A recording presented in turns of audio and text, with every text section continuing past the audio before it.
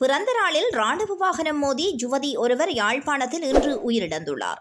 வாதரவத்தையைச் சேர்ந்த சுதாகரன் சாருஜா என்ற 23 வயதான யுவதியை உயிரிழந்துள்ளார். வீதியை கடப்பதற்காக குறித்த யுவதி வீதியோரம் நின்றுள்ளார். இதன்போது யுவதி நின்ற கரைக்கு மறுகரையாக எதிர் திசையில் புத்தூர் சந்தியிலிருந்து ராணுவ உயர் அதிகாரிகள் பயணித்த வேன் வேகமாக வந்துள்ளது. வீதியின் இடது கரையில் சென்ற இந்த வாகனம் வீதியின் வலது கரையில் நின்ற யுவதியை மோதி மரத்திலும் அருகிலிருந்த ரோலர் இயந்திரத்துடனும் மோதி கவிழ்ந்துள்ளது. விபத்தில் காயமடைந்தவரை வைத்தியசாலைக்கு கொண்டு சேர்ப்பதில் தாமதம் ஏற்படவே செல்லும் வழியிலேயே யுவதி உயிரிழந்துள்ளார்.